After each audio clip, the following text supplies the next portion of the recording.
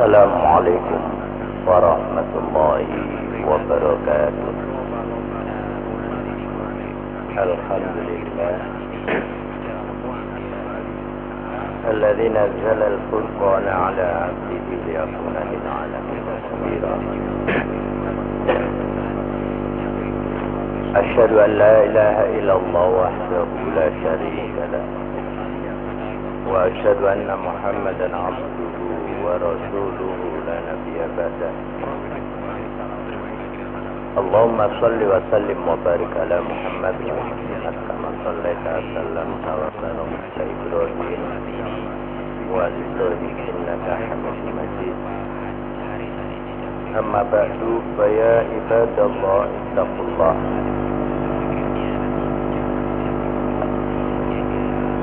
Jemaah sekalian yang berbahagia, mari kita lanjutkan kajian kita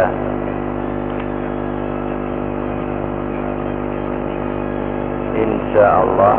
Yang kita kaji pagi ini surat Al-Hadid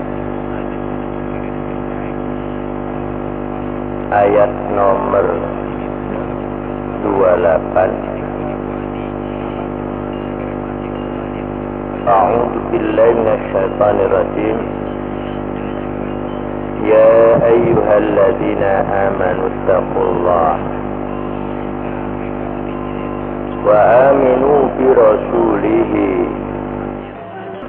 Dan mereka setelah wafatnya masing-masing nabi yang diutus Allah akhirnya merubah tatanan kehidupan beragama yang dahulunya agama tauhid dirubah menjadi agama musyrik.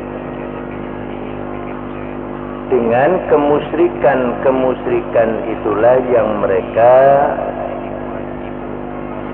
anggap bahwa apa yang mereka lakukan itu sesuai dengan ajaran yang pernah dilakukan Nabi Musa maupun Nabi Isa, karena mereka tetap mengaku sebagai Yahudi maupun Nasrani, dan kitabnya tetap disebut kitab Taurat dan Injil.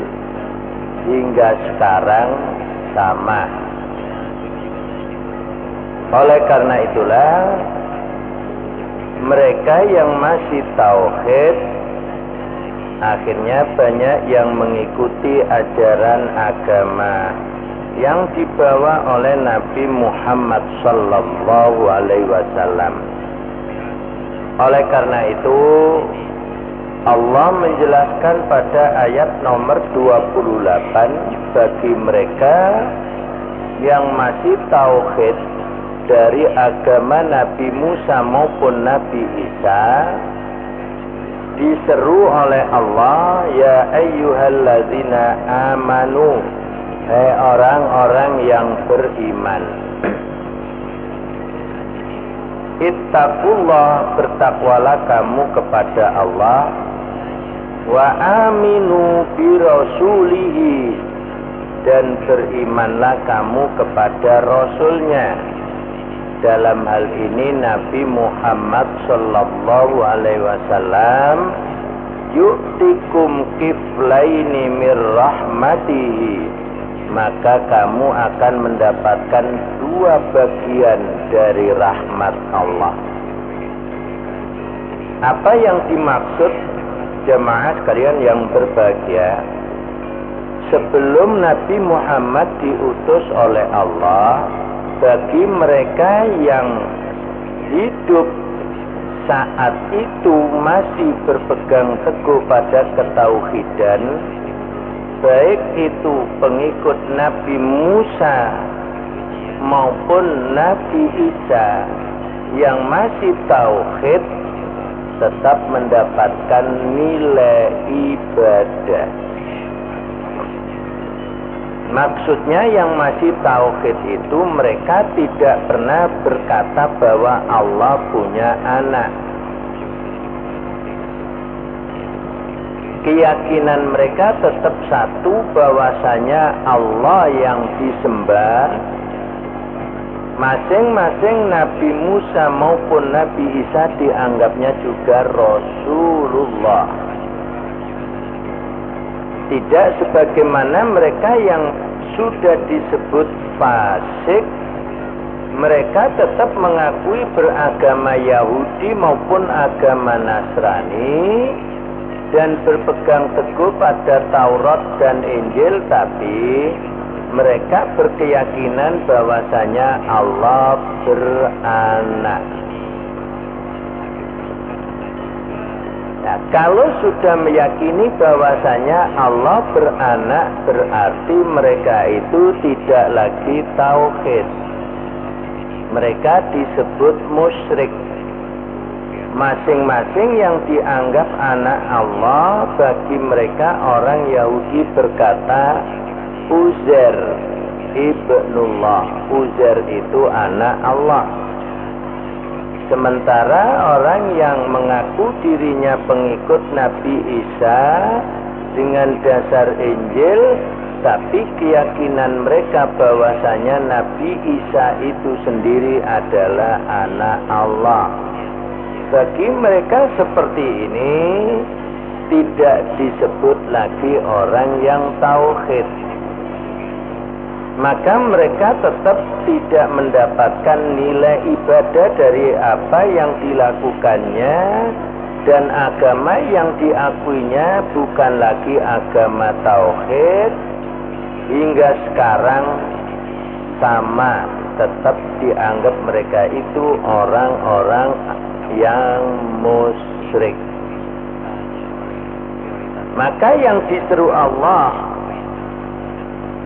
ayat nomor 28 surat Al-Hadid, Nabi Muhammad diperintah Allah untuk menyampaikan kepada mereka ahlul kitab yang masih tauhid, supaya mengikuti agama Islam, dan dijanjikan Allah akan mendapatkan 2 bagian dari rahmat Allah.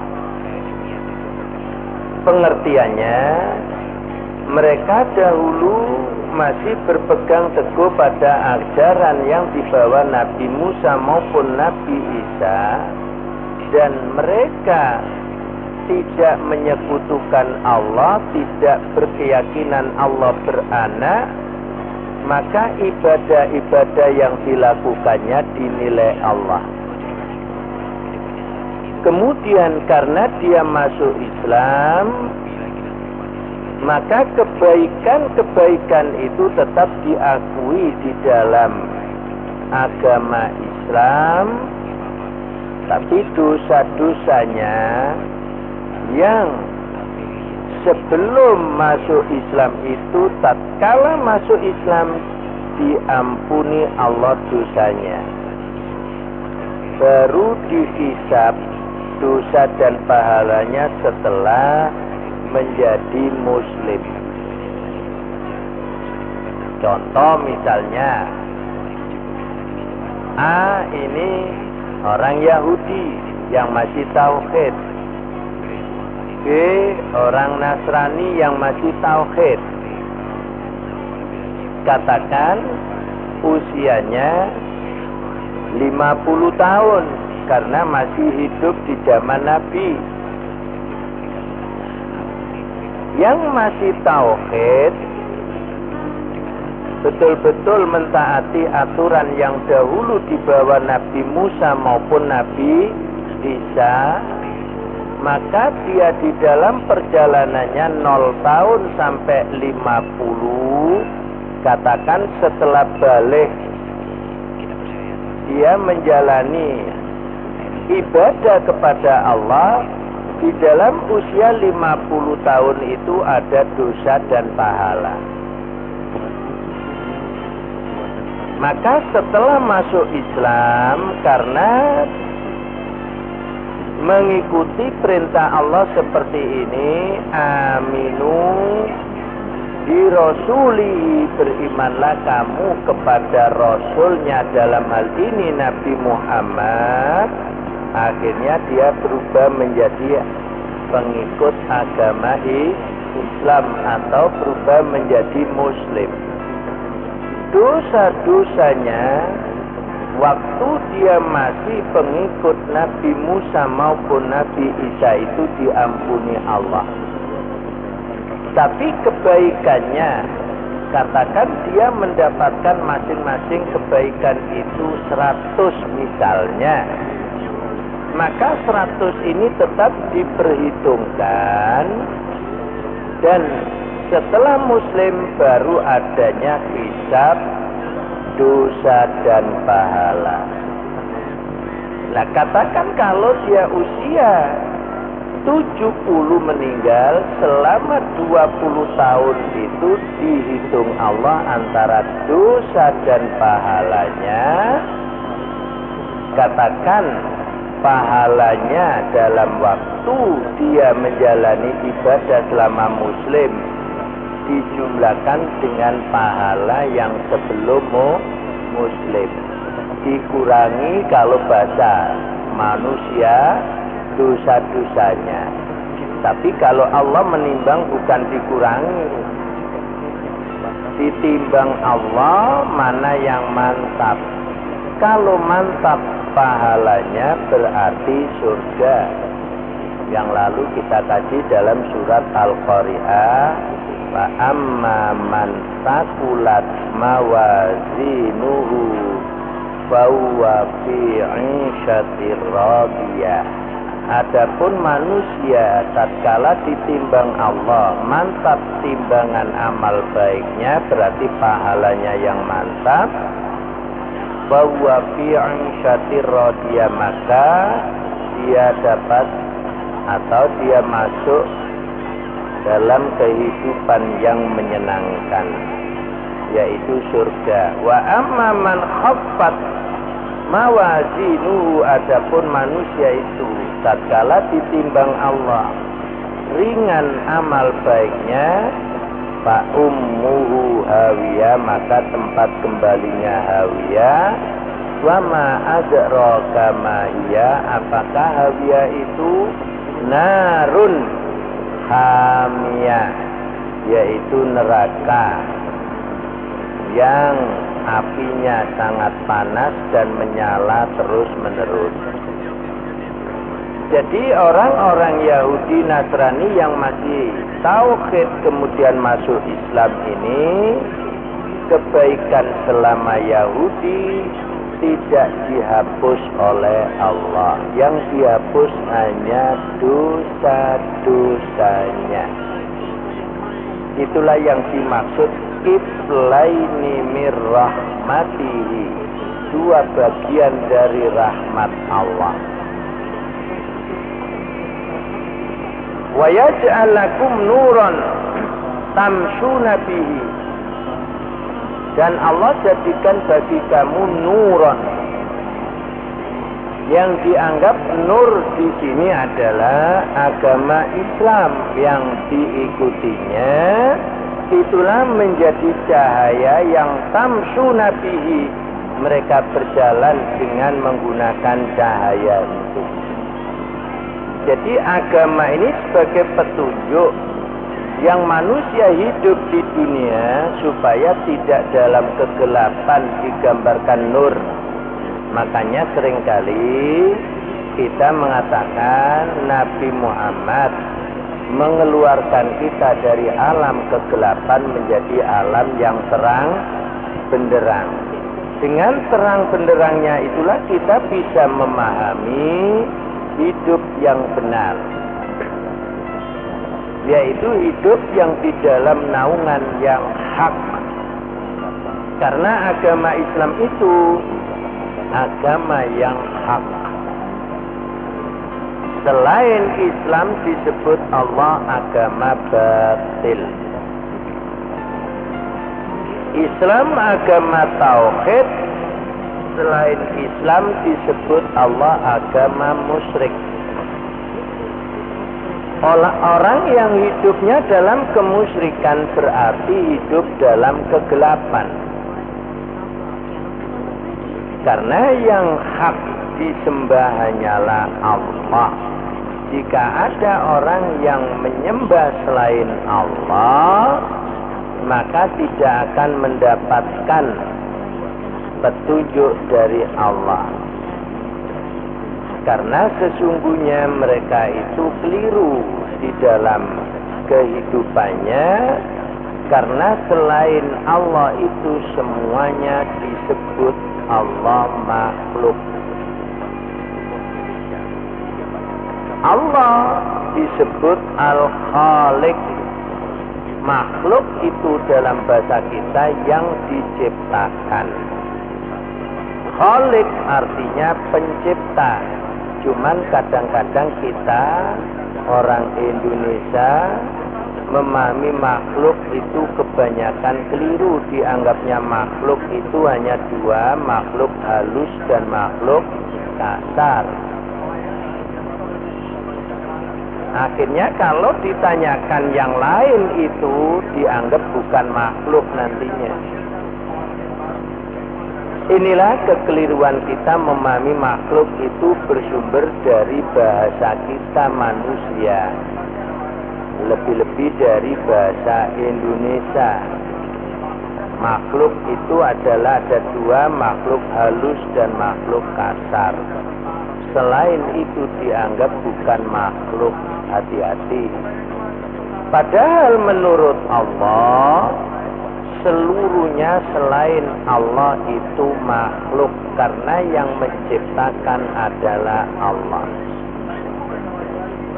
Jika ada orang menyembah makhluk, berarti mereka itu tetap dalam kegelapan, tidak mendapatkan nur cahaya penerang untuk berjalan.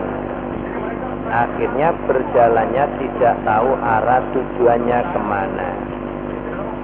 Dan Islam sebagai nur yang memberikan keterangan, penjelasan, akhirnya kita digambarkan hidup di alam yang terang benderang. Kita berjalan itu tahu tujuan kita.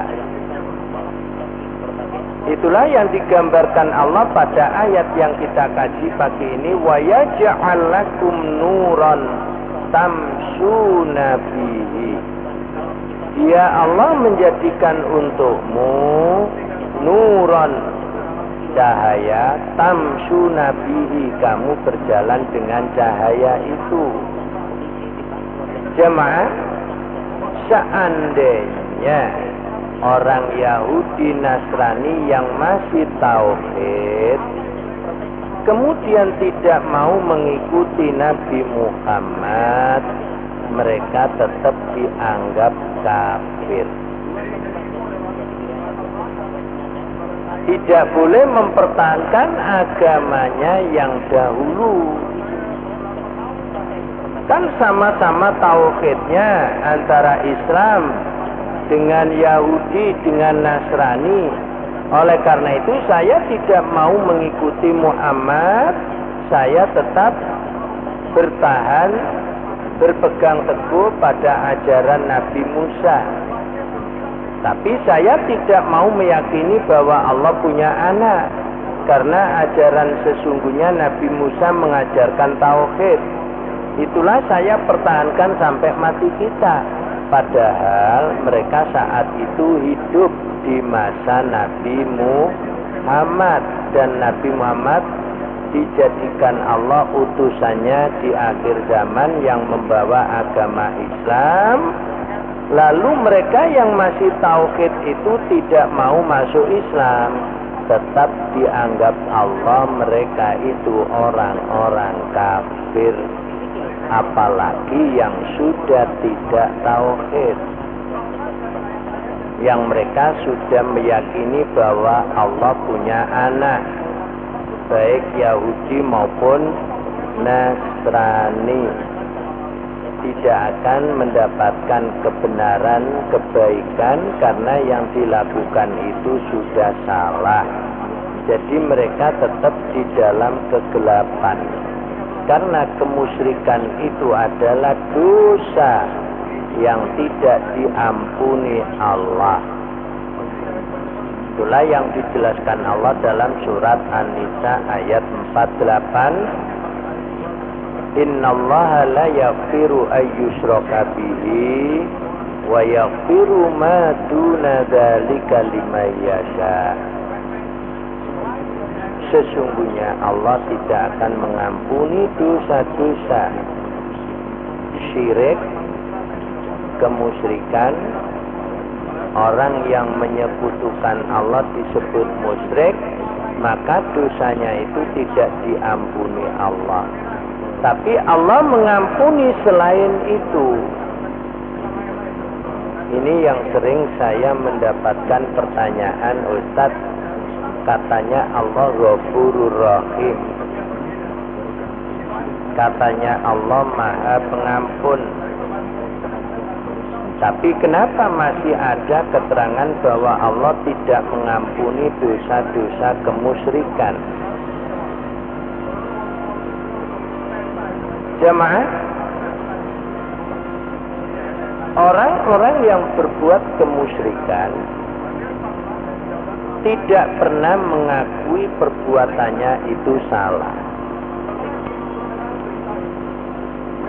Maka orang yang tidak pernah mengakui kesalahannya selama hidup di dunia tidak akan mohon ampunan.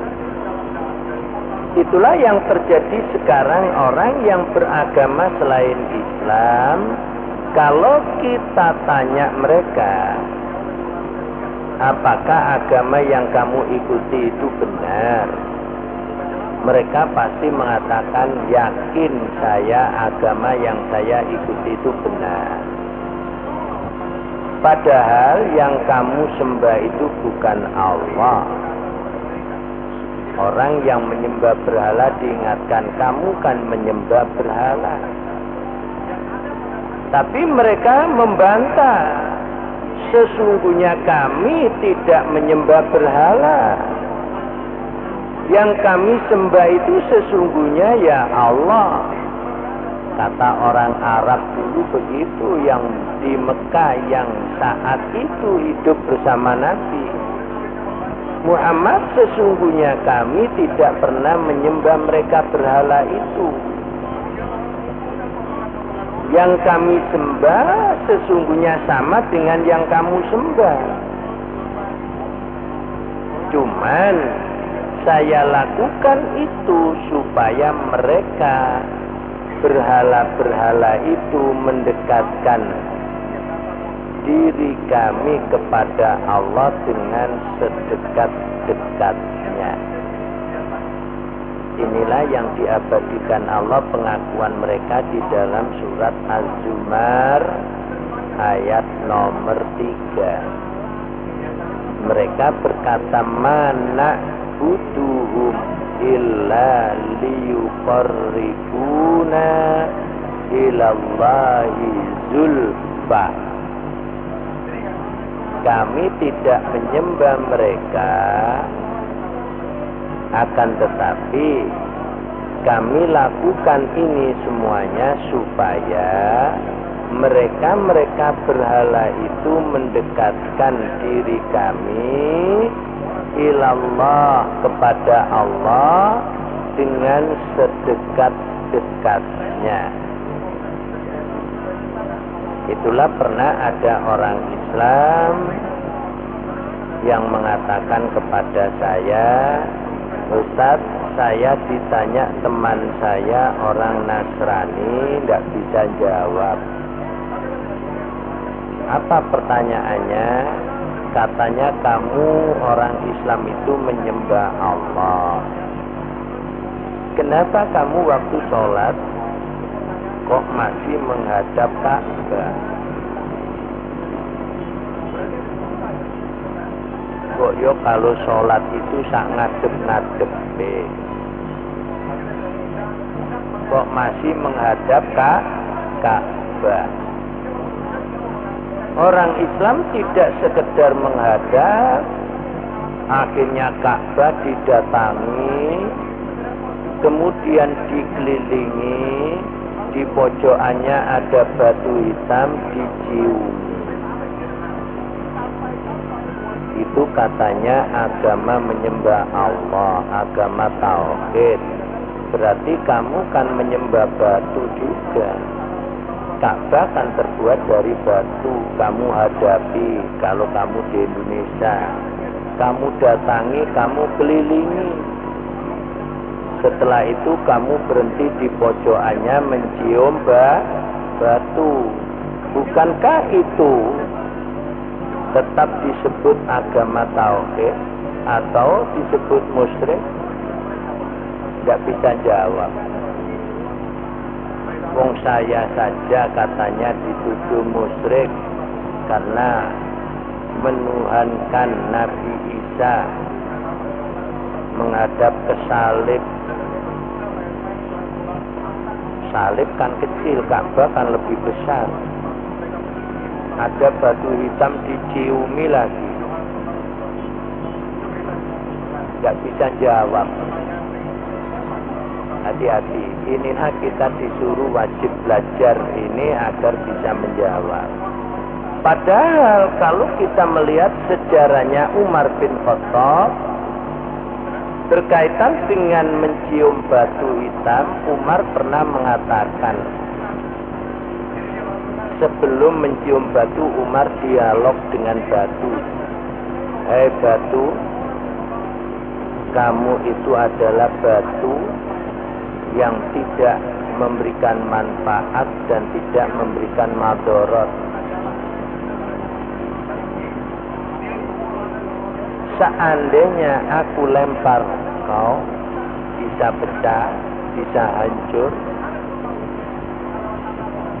Oleh karena itu, seandainya Muhammad Rasulullah tidak mencium kamu, aku Umar bin Khattab pun tidak akan menciummu. Berarti kalau disebut ibadah itu harus mengikuti Rasul. Masalah menghadap Ka'bah itu juga perintah Allah. Dengan perintahnya yang ditulis Allah dalam surat Al-Baqarah ayat 144. Dan saat itu Nabi berada di Madinah,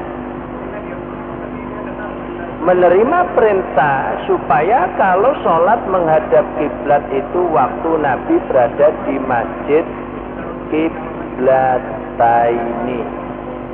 Bapak-bapak yang sudah haji pasti tahu di sana ada Masjid Kiblaten.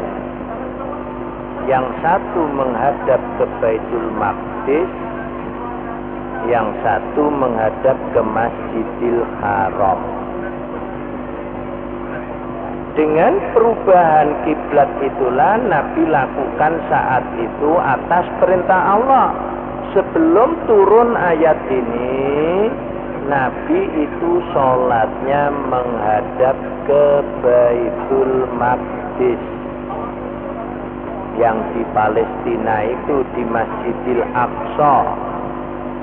Maka tatkala Allah turunkan surat Al-Baqarah ayat 144, fawalli wajhaka syatral masjidil haram.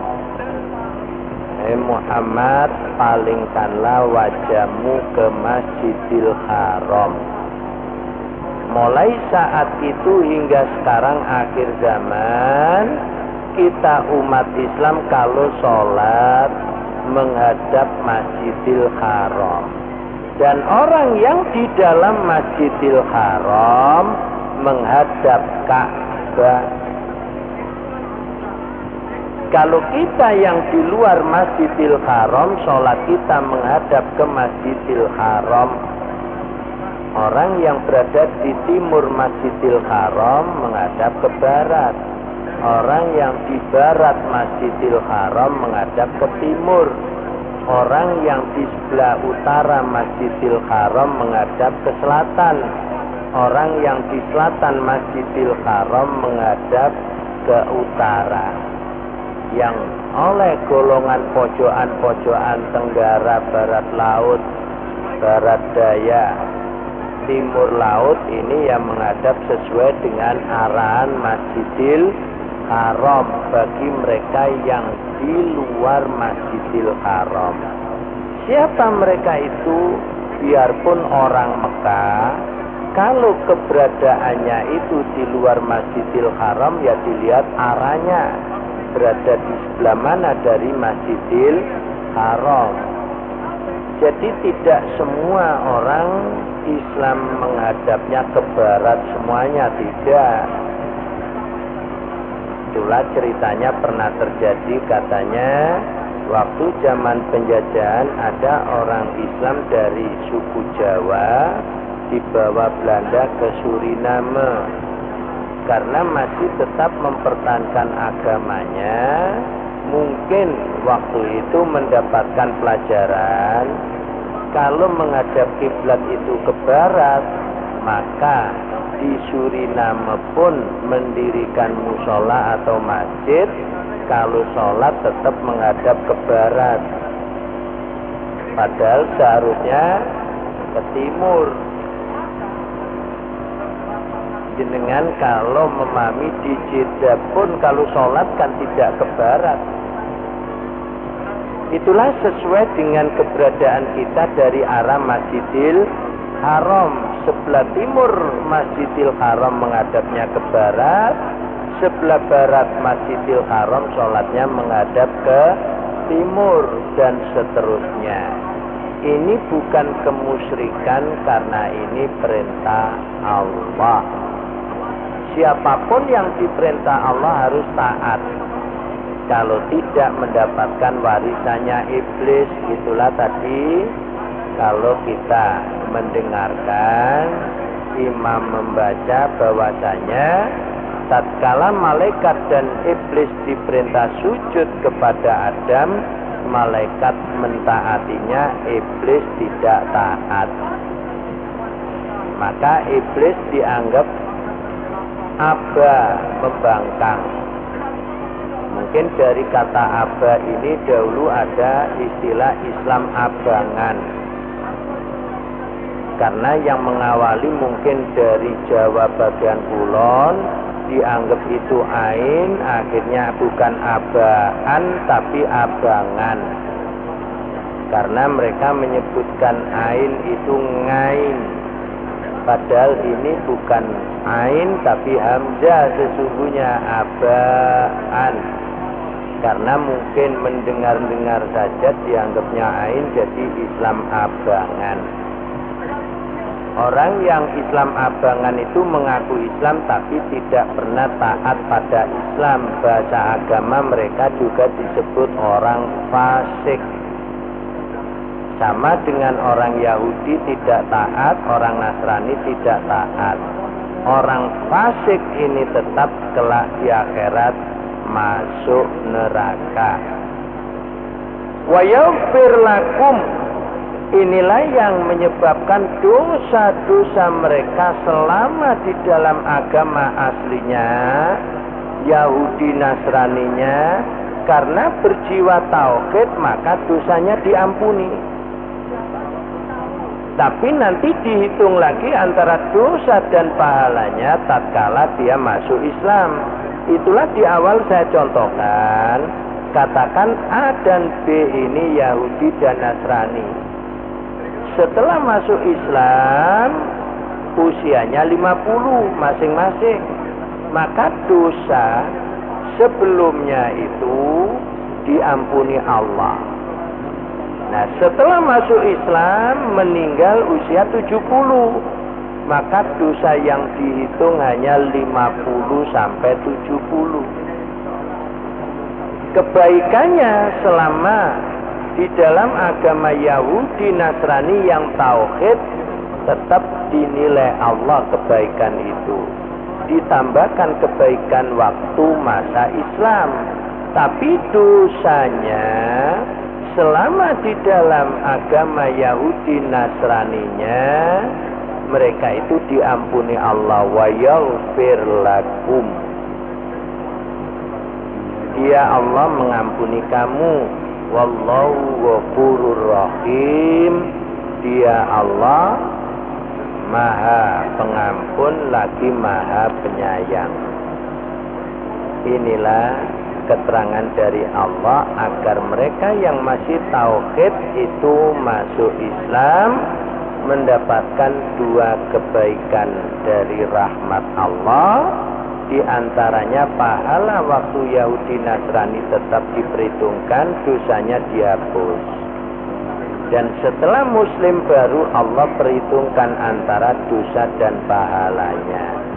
Itulah supaya gampang tadi, katakan masuk Islamnya usia 50, meninggalnya usia 70.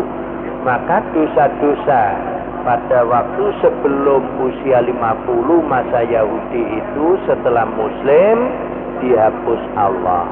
Baru Allah perhitungkan dosanya mulai usia 50 sampai usia 70. Baru diperhitungkan dosanya. Jika selama 20 tahun itu dosanya yang mantap, ya tetap neraka. Jika yang mantap pahalanya masuk surga. Bagaimana mereka yang musyrik? Kalau ada orang Yahudi Nasrani yang musyrik masuk Islam, hanya dihapus dosanya, tapi kebaikannya tidak dinilai. Katakan usia 50 juga, tapi berangkatnya dia Yahudi Nasrani yang musyrik. Setelah masuk Islam 0, berarti pemutihan. Usia 50 meninggal usia 80, baru dihitung Allah 30 tahun. Bagaimana kalau usia 50 masuk Islam, kemudian usia 51 meninggal, ya 1 tahun itu dinilai amalan yang baik, mantap, atau dosanya yang mantap. Inilah Allah Ghafurur Rahim. Allah Maha Pengampun lagi Maha Penyayang. Seandainya dosa-dosa kemusyrikan masih diperhitungkan Allah, selama di dalam Islam melakukan kebaikan tidak akan mendapatkan surga nantinya, karena masih tetap berat dosanya. Mudah-mudahan kita memahaminya dan kita tetap mempertahankan ketauhidan kita. Itulah yang harus kita sosialisasikan, kita sampaikan pada mereka, supaya mereka benar-benar berpikir dan mengikutinya. Aku lupa lihada wa astaghfirullah li wa lakum innahu wal ghafurur rahim. Silakan kalau ada 1-2 pertanyaan saja, karena lampunya ini biar ini juga. Monggo Bapak.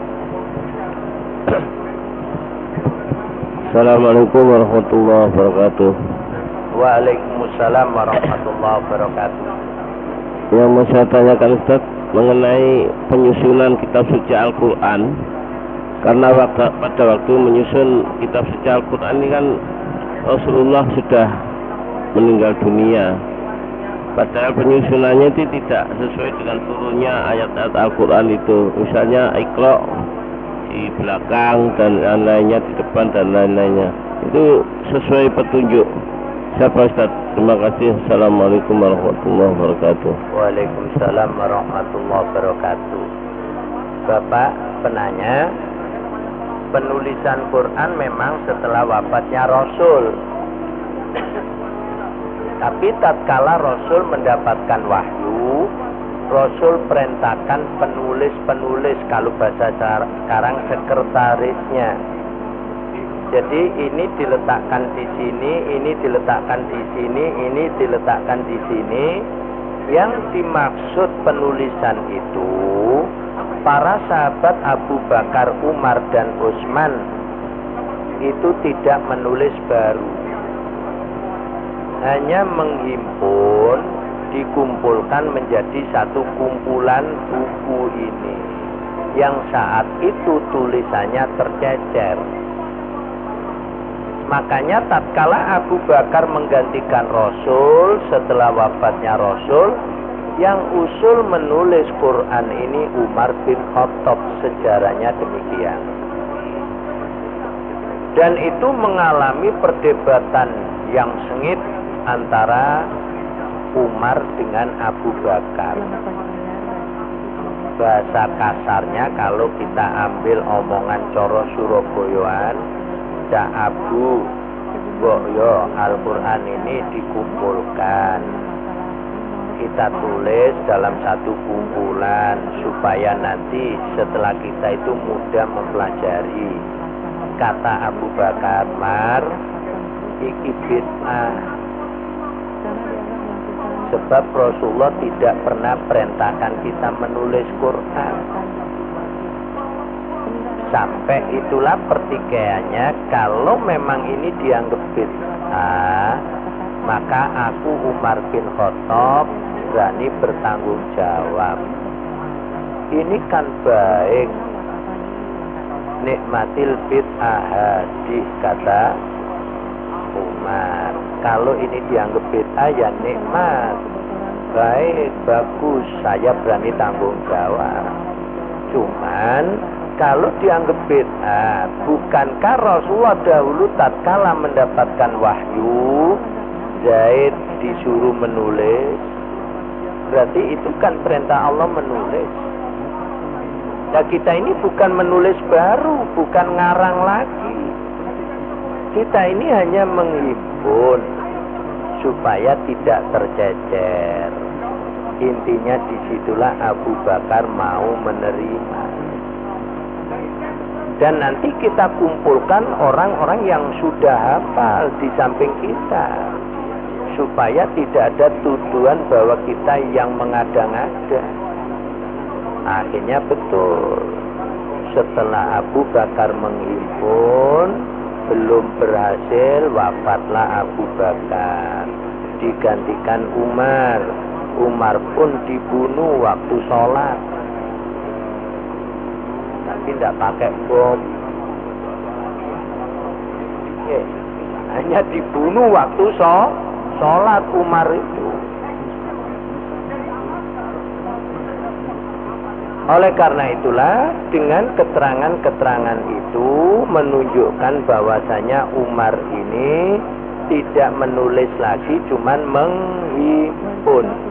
Dan dicocokkan dengan para hafal Quran itu, dikumpulkan seluruhnya. Coro basa sakniki nggih, ulama-ulama yang sudah hafal semuanya, disesuaikan lagi bunyi bacaannya.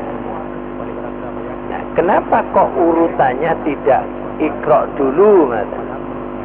Memang kalau dilihat dari tulisan-tulisan yang terhimpun, yang pertama kali turun satu surat wungkul itu Al-Fatihah.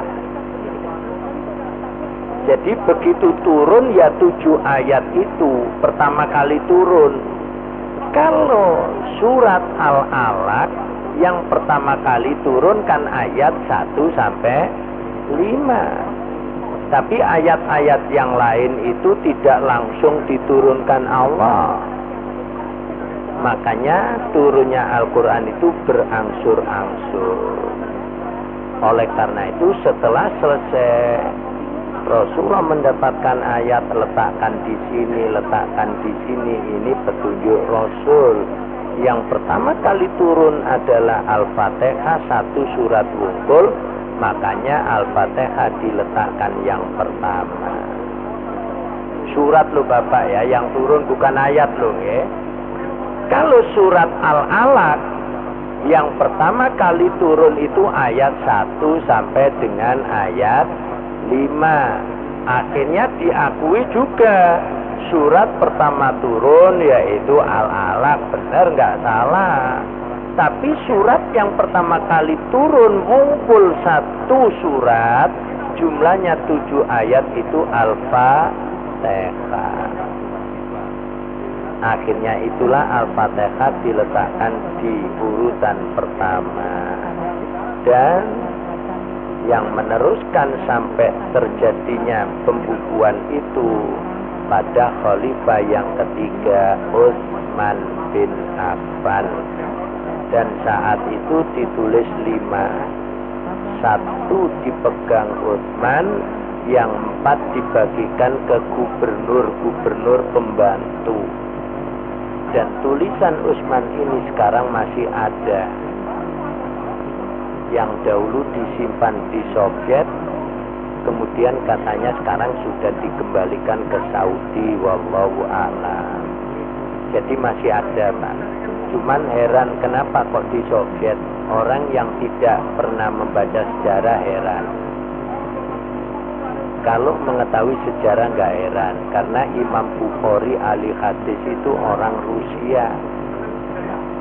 Nama persisnya Bukhara, makanya disebut Bukhari.